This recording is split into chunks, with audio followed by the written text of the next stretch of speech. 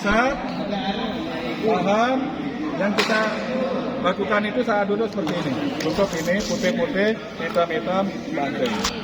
Cukup sampai di sini. Jadi nggak usah muter. Nggak usah putar. Ya. Jadi jurus 5 ini adalah jurus goncangan. Sengsara membawa nikmat. Jurus ini. Sengsara membawa nikmat. Pemanfaatannya, kalau ada orang yang kita mau suruh, nggak mau apa namanya ngikutin kita, pakaiin jurus 5. Jadi hisap, tahan, kita ajarkan jurus 5. Kita putar dulu badannya, kita putar dulu dengan energi kita, baru ajarkan jurus 5. Sedikit, pokoknya ada kontak fisik. Pak, tolong kalau ini bisa diminggirkan, Pak. Jadi ada kontak fisik sedikit saja, baru perintah. Insya Allah akan diikuti. Ini sering saya coba kalau lagi nggak ada duit. Siswa bandel-bandel. Ya. Atau kalau siswa bandel-bandel susah diatur bisa. Kita datang, tapi kita kita rangkul aja. Lain kali atau gimana lah bahasanya supaya nggak bisa bandel lagi. Insya Allah bisa. Hanya saja caranya nggak usah pakai kekerasan. Kalau kita bentak batal. Artinya kalau kita mainkan emosi kita di situ jurus kita batal. Jadi sama hukumnya seperti wudhu. Jadi wudhu sedikit pun najis menempel kan batal. Nah demikian juga dalam memanfaatkan jurus ini, sedikit kita taruh emosi kita, maka dia akan batal. Sehingga kita atur. Yang cerita tadi kalau lagi nggak ada duit sering dia pakai pas lapar. Nah, setelahnya pas sekali, sila. Jadi, mari.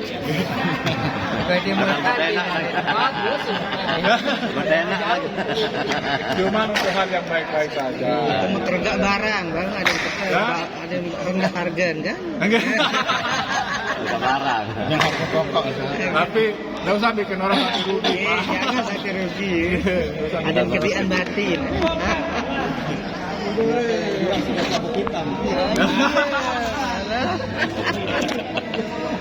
Nah, kita lanjut ke jurus 6. Jurus 6.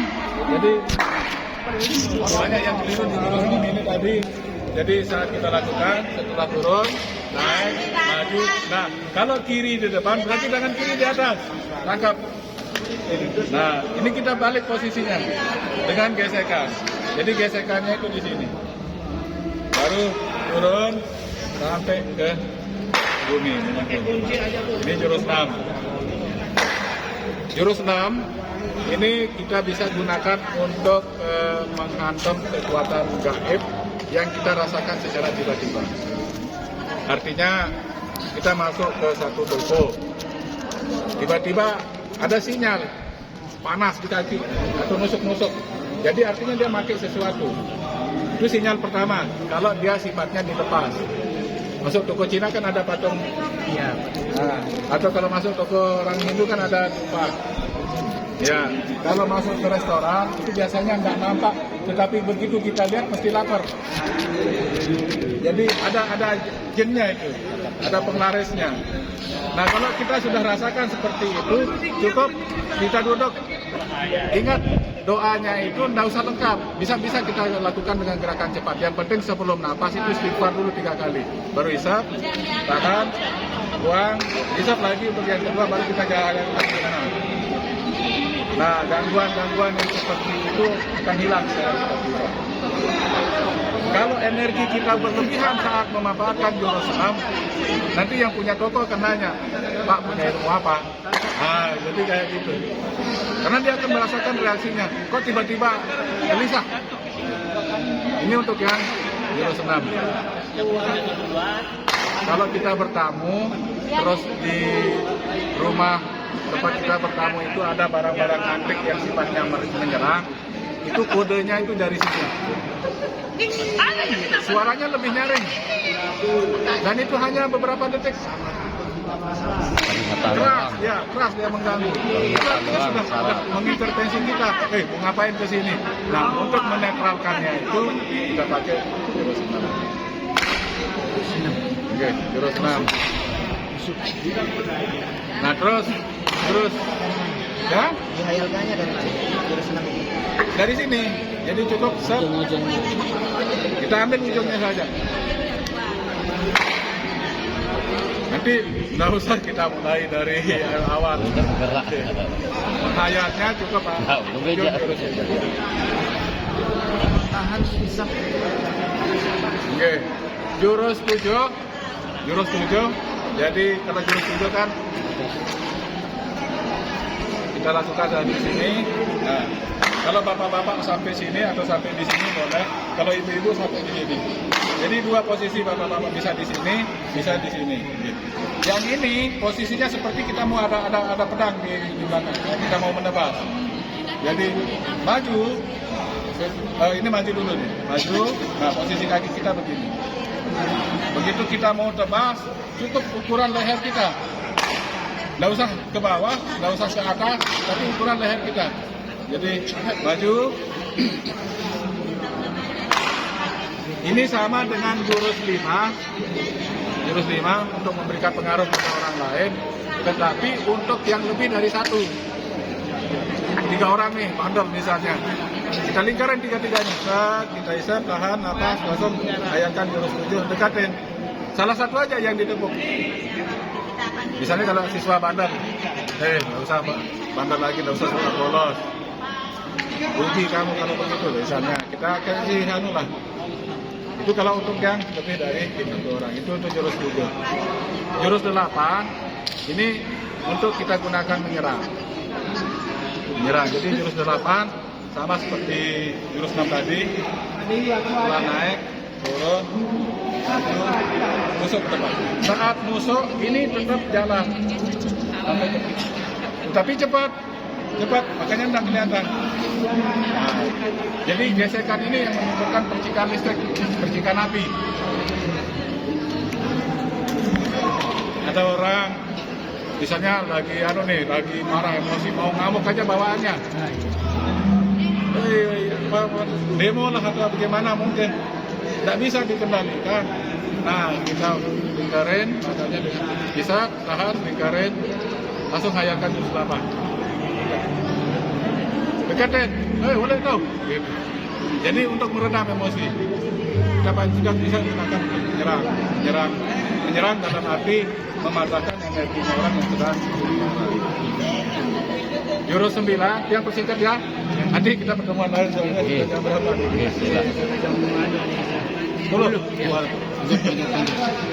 Jurus 9, jadi seperti ini jurus 9. Naik. Kalau kiri di depan, berarti yang cermin kiri. Nah ini gesek.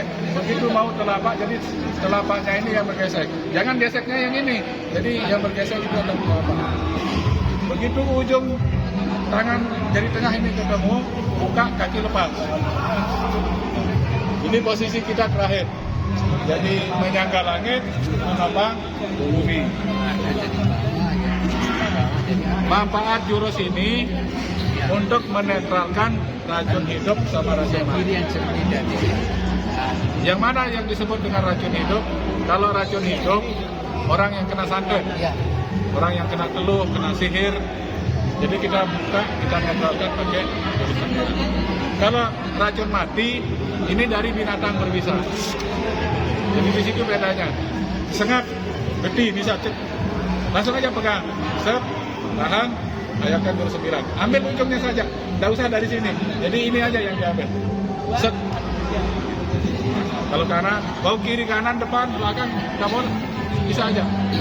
Cuman enaknya kita hayalkan itu yang ini. Ya, begitu selesai, buang nafas, lakukan 3 kali. Kalau yang kesengat ular, kesengat sama. Nah, manfaatnya itu dia akan mereda rasa sakit. Cuman tidak terlepas dari bisanya ya kita pakai lidah mertua, pangkal lidah mertua kita olesi. Nanti reaksinya kalau racun mati, dia akan keluar cairan bisanya itu akan keluar. Kalau racun hidup, reaksinya akan muntah. reaksinya di sini merasa kayak ada gejolak, mau keluar. Nah, itu tidak boleh ditahan. Itu jinnya keluar. Terus dalam berjurus, reaksinya mau kentut, tidak usah ditahan juga. Itu termasuk bagian dari reaksi. Jadi dia akan keluar dalam bentuk cairan dalam tubuh. Makanya kalau sering lihat orang terapi atau gitu kan, muntah.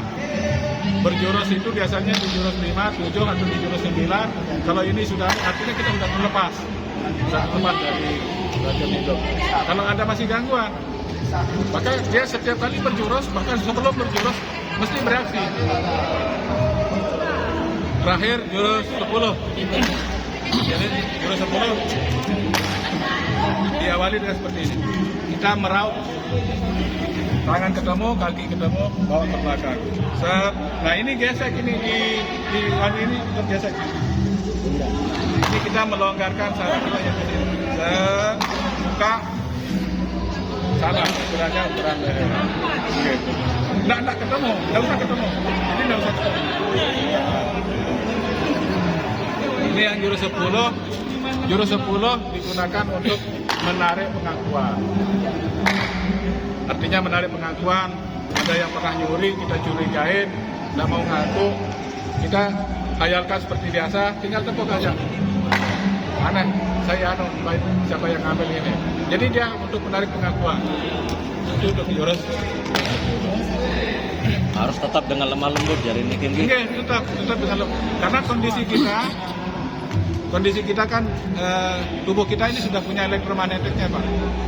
Itu muatannya ada yang proton, ada yang elektron.